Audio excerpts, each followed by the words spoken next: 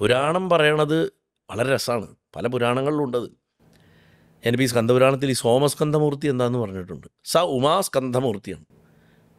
ഉമയോടുകൂടി സ്കന്ധനോടും കൂടി ഇരിക്കുന്ന മൂർത്തിയായിട്ടുള്ള ശിവനാണ് സോമസ്കന്ധമൂർത്തി എന്ന് പറയുക. അതായത് ഫാമിലി ഫോട്ടോ പോലെയാണ്. മഹാദേവൻ ഇരിക്കുന്നു, അമ്മ ഇരിക്കുന്നു, നടുക്കൊരു കുട്ടി ഇരിക്കുന്നു, ചെറിയ കുട്ടി. ഇത് തന്നെയാണ് ഹോളി ട്രിനിറ്റി വേറൊരു റിലീജിയനിൽ. ഇത് തന്നെയാണ് ഹോളി ട്രിനിറ്റി. പിതാവ്, പുത്രൻ, പരിശുദ്ധാത്മാവ്. ഈ സിസ്റ്റത്തിൻ്റെ ആ സെൻറ്റർ പോയിൻ്റ് ഇരിക്കുന്ന ആളാണ്, ഈ പുത്രനാണ് ഭൂമിയിലേക്ക് നോളജിനെ എത്തിക്കുന്നത്. ഈ പ്രകൃതിയും ആത്മാവും തമ്മിലുള്ള ഇൻട്രാക്ഷനെ കേട്ടോണ്ടിരിക്കുന്നത് കുട്ടിയാണ്. കുട്ടി കളിച്ചുകൊണ്ടിരിക്കുകയാണ് പാർവതിയുടെ മടിയിൽ എന്നാണ് എല്ലാവരും വിചാരിക്കുന്നത്.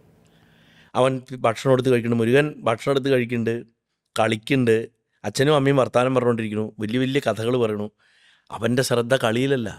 അച്ഛനിൽ നിന്ന് വരുന്നത് മുഴുവൻ അവൻ സ്വീകരിക്കുന്നു, അമ്മയിൽ നിന്ന് വരുന്നത് മുഴുവൻ അവൻ സ്വീകരിക്കുന്നു. അറിവ് വളർത്തും, ജ്ഞാനപണ്ഡിതനായി മാറുന്നു.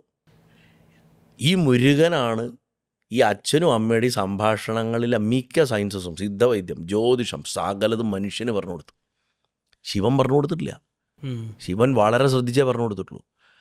മുരുകനാണ് അഗസ്ത്യ മഹർഷി ഇതൊക്കെ പഠിപ്പിച്ചത്. മുരുകനിൽ നിന്നാണ് ആസ്ട്രോളജിയുടെ സ്റ്റാർട്ടിങ്. അത്